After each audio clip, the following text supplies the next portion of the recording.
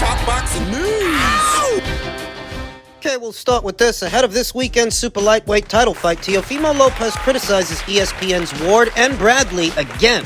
Says Bradley should not be in the Hall of Fame. Lopez's behavior is becoming more and more dysfunctional as the fight date approaches. Teofimo Lopez, who said he believed Lomachenko, who he beat to become a unified champion at lightweight, had outclassed Haney. Lopez then blamed Ward and Bradley for failing to give Lomachenko credit for the work he did in that fight. Bradley, however, can be heard throughout the broadcast giving Lomachenko praise for his combinations. Myself, I don't usually watch fights with the volume on. Not during a live stream anyway, for copyright infringement issues. Better still, people gotta look at these fights without the commentators, Lopez told Fight Hub TV. Commentators try to make it very one-sided. It's interesting to see that you have commentators, their jobs require two things. These two things are to keep your view to the fans equal, and the second one is you criticize what he's doing right and what he's doing wrong in those rounds.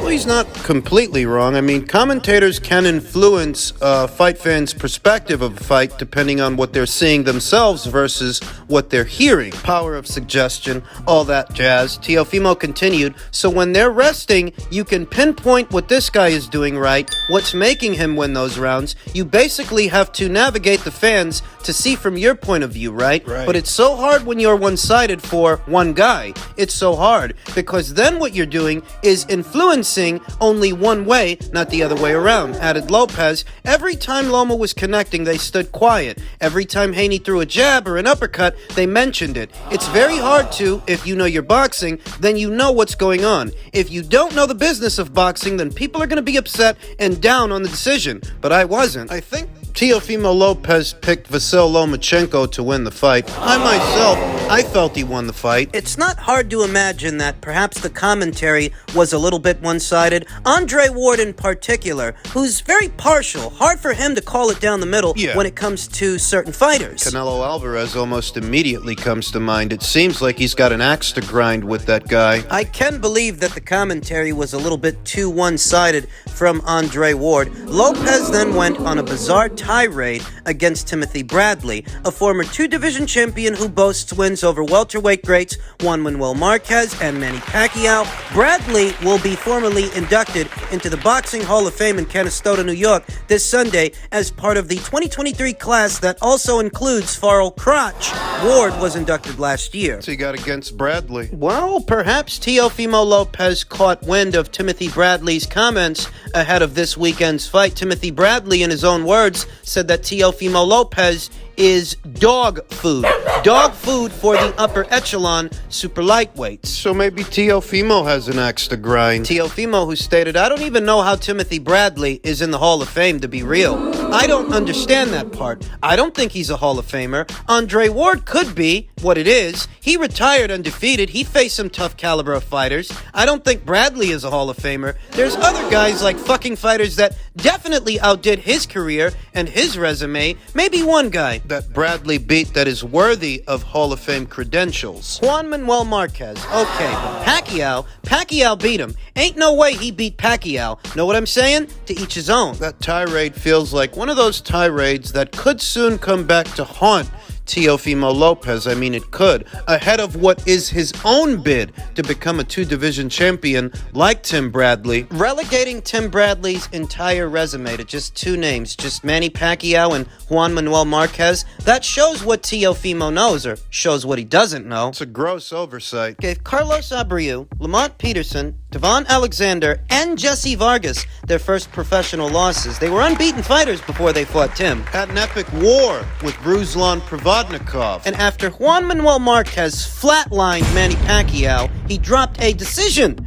to none other than Tim Bradley. Tim Bradley, a two-division champion. With only two professional losses, both to the same guy, Manny Pacquiao. That's right, to date, the only man that ever beat Tim Bradley was Manny Pacquiao. That's right. Timothy Bradley has a very credible argument for being in the top 5, perhaps even the top 3 welterweights of his era. He's got Hall of Fame credentials in spite of what Teofimo Lopez and some other critics would have you believe. But alas, I feel like Teofimo Lopez's comments on Tim's body of work are more of a retaliation, more of a response than a legitimate overview of his career. Teofimo Lopez, whose father says the face of boxing right now is Canelo. After June 10th, it will be Teofimo Lopez. Lopez Sr., who is all about the big talk. It's the time right now to take over boxing, said Lopez Sr. recently to BoxingScene.com. After this fight, my son is the king of boxing. I don't know about all that, though. It would be a monumental achievement for Teofimo to become a two-time Ring Magazine and lineal champion. If he were to win, if he were to pull it off this weekend, it's not a victory that I would downplay, provided it's not controversial like the outcome in Haney versus Lomachenko. If Teofimo were to legitimately win the fight, it is a credible victory. It would be. Though not without some angling. I mean, there's always angling. There's always a bit of angling in the sport of boxing. What Teofimo Lopez has working for him in this fight is that it has been over a year's time since Josh Taylor saw action, and he may be struggling to make the weight as well. Those are the intangibles. But there's some angling associated with Teofimo as well. Teofimo hasn't been looking good. Stuff inside of the ring and some of the stuff outside of the ring that may be affecting Teofimo. The divorce. Mother of his child not letting him see his child, according to him. So there is a bit of angling on both sides. I suppose if I lean towards Josh Taylor a little more than I lean towards Teofimo, it's because stylistically Teofimo's not a prolific puncher. He's a counter puncher. He's either setting you up for a counter shot or just waiting for you to make a mistake so he can get off a counter, but he's not good at initiating the action, and we saw that in the Sandor Martin fight as he gave chase to Sandor Martin, a moving target, a southpaw. Dropped Teofimo 2 times. Only one of those knockdowns was scored an official knockdown, though it should have been 2 by my count. Sandor's not a big puncher. Josh is. An aggressive one. Josh Taylor, who reveals that he took precautions against training camp spies. We know what happened with Ryan Garcia ahead of the Gervonta Davis fight. Ryan, who allegedly had a mole in the camp, relaying information back to Team Davis. He's from just over the water, Brooklyn Bridge, so I don't want any sneakies in here and having a sneak peek and spying, Taylor told Sky Sports. We've turned the cameras down. It's one of those things where you just trust no one. They've been very accommodating and welcomed us with open arms, but we just don't trust anyone, and we don't want to open the doors. We want to keep it closed now. It's getting to the real serious end where we're working on specifics. We've closed it down and made sure no one could see anything to get let out. Some might recall that when the fight was first tabbed, they were talking about doing it in Josh Taylor's neck of the woods. For one reason or another, they decided to do it in New York, which is more Teofimo's neck of the woods than Josh's. Heard Josh Taylor make some mention of not having all American judges like what we saw in the Haney versus Lomachenko fight. Earlier this week, I saw that Josh Taylor's request that the judges not be all American judges, that request was honored. A lot of precautions for this fight. Provisions. They're crossing all the T's and dotting all the I's. Now all that's left is for Josh to stay on his P's and Q's. Josh, who says, I'm coming to the Lion's Den. This is basically his backyard. I'm coming over there and I'm going to kick his backside and put his tail between his legs and send him home to think again. We're not thinking about Teofimo at all. Apart from just what we're going to do tactics-wise, we're just focusing on ourselves. Josh Taylor is a very aggressive customer, a very aggressive mid-range to inside fighter,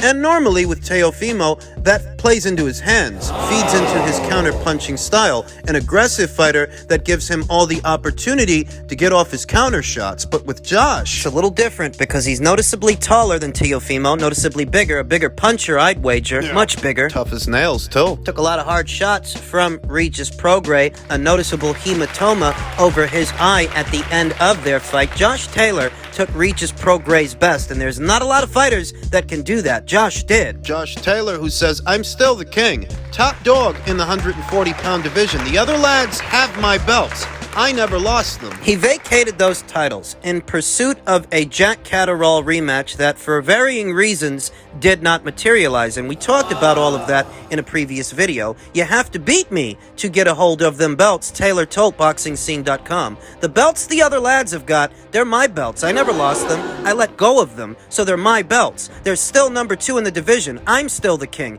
No one's beaten me, so I am the man to beat. I am the top dog in the 140-pound division. I've got one belt left, and if you want to become champion, you're gonna have to fight me and beat me for it. Can Teofimo Lopez do it? I remember after the Masayoshi Nakatani fight, Teofimo Lopez was seen saying, "No more tall guys." As tall fighters, he seemed to have had an issue facing tall fighters. A tall fighter in Masayoshi Nakatani. Now, Josh Taylor, he's a tall drink of boxing, the same as Masayoshi, but a better caliber of fighter than Masayoshi. Bigger puncher. And a better school boxer overall. If Josh Taylor is 60%, 75% of the fighter that he was when he fought Jose Ramirez, when he fought Regis Prograis, Hey. Teofimo Lopez could be in trouble. Big trouble. The WBO came out and mandated me to fight Teofimo Lopez because the fight with Catterall hadn't been rescheduled, Taylor said. So the WBO come in and sort of said, okay, we want you to fight your mandatory defense, which was Teofimo. So I said, if I'm staying at the weight to have this fight, I'm not going to let go of the final belt that I've got. So yeah,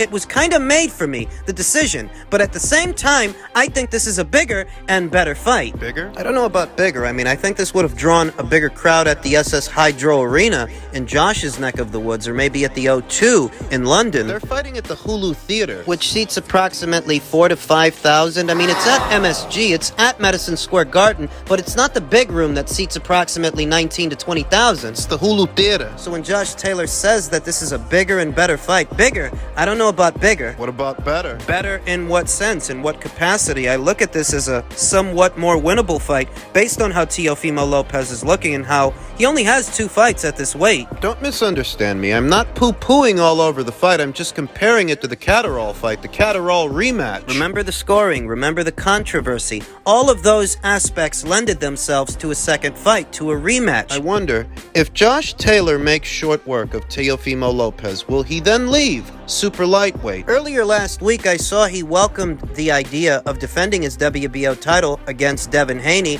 upon Devin Haney's ascent to super lightweight. If he's willing to stick around for that guy, would he be willing to stick around for Jack Catterall? Because a move up to welterweight, There's not a lot up there for Josh. the only 2 champions at the weight are set to face each other in late July. And irrespective of what happens, you get the sense that the winner and the loser may not stick around at welterweight. So what money fights are up there at welterweight for Josh Taylor? If he beats Teofimo Lopez this weekend and decides that he wants to move up, what's the biggest fight up there for him? It's a question. If he wins and he keeps the WBO title, he has unfinished business with Jack Catterall. That's a fight I think should be revisited beyond this weekend's fight. Yeah, but Jack's with Matchroom now. And Jack is supposed to be facing Regis Prograis, provided Regis takes care of business with Danielito Zorrilla. Yeah, but they're also talking about putting Regis in the ring with Devin Haney. It's all very immaterial right now, but here's what we know. There are not that many money fights up there for Josh Taylor. The Jack Catterall fight, Rematch. you can sell that. Yeah. There's still unfinished business there. You can still sell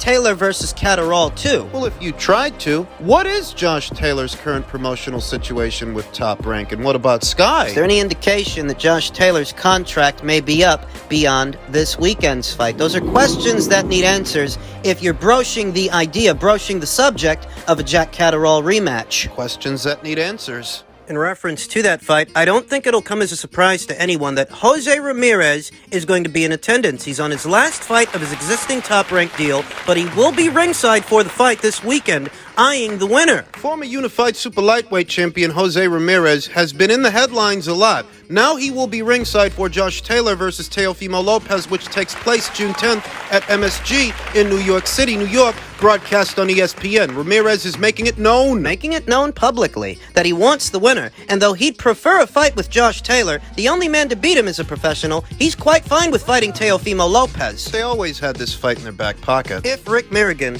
and Jose Ramirez didn't try harder to make the Prograis fight back when Prograis was a network and promotional free agent before he jumped into bed with Matchroom. If they didn't try harder to get that fight over the line, I've no doubts this is why. Teofimo and Josh are on the same side of the street as him. Ramirez will be ringside June 10th at Madison Square Garden, said Rick Merrigan, his manager. Ramirez wants the winner of Lopez versus Taylor. I think either one of those fights would be massive. It would be one of the biggest fights on ESPN for the year. If Teofimo Lopez wins, then I definitely see a Ramirez fight happening for the WBO title. But if it's Josh Taylor... If it's Josh, I'm not so sure. Josh Taylor beat Jose Ramirez comprehensively, in spite of how the judges might have had it. Anybody that saw that fight saw Josh Taylor score 2 knockdowns en route to outboxing Jose Ramirez and winning a points decision. It was a decisive victory, and it's a victory that took place on American soil. Why would Josh Taylor give Jose Ramirez another shot? For what? A rematch with Taylor, given what happened last time, Ramirez winning 6 of those rounds, controversial knockdown, a great fight, furthered Merrigan. Lopez and Ramirez could be an even bigger fight. Ramirez has some genuine dislike for Lopez and his disrespect. Look, I like Lopez. He's very disrespectful. As a boxer and a personality, the sport needs Lopez. I think he goes a little too overboard with some of the disrespectful things he says. I personally will come right back at him. Lopez versus Ramirez is a more marketable fight for an American audience than a rematch between Taylor and Ramirez. Jose Ramirez's last 2 fights against former lightweight champions Jose Pedraza and Richard Comey, while he won those fights, he didn't look good. Not particularly, no. There were many moments in the Jose Pedraza fight where he was being outmaneuvered, out-hustled by Jose Pedraza, a guy who used to campaign as low as super featherweight. In the Richard Comey fight, he took him out, he did, but it took him a long while. Teofimo Lopez starched that guy in much shorter time. Much less. Less time than it took Jose Ramirez. Nobody's clamoring for a Taylor versus Ramirez rematch, and it's hard to imagine where that rematch would take place. What do you want? That Josh should come back to America and do it again in your neck of the woods instead of you going to him? What's the site of a potential rematch if Josh Taylor were even receptive to one? Even though Rick Merrigan says that he's receptive to a fight with either guy, underneath it all, I think he's got his heart set on a Lopez fight because it's a fresher and more marketable fight than a Taylor rematch. Nobody's asking for that. I don't know that Josh Taylor wants to boil back down to 140 just to fight that guy again. For what? When it comes to Josh, if he wins, you have to wonder what he's going to do next. Does he stay at super lightweight? Does he pursue the belts that he once vacated? Does he pursue a Jack Catterall rematch? Or does he move up and wait and see about becoming a 2-time undisputed champion? He made some mention of that. He wants the winner of Crawford versus Spence? Perhaps. But I don't think he's on their radar at this time. 147 would be a healthier weight for Josh at this point in his career. He spent a lot of time as a super lightweight. It's hard to imagine he's going to keep fighting there after this weekend.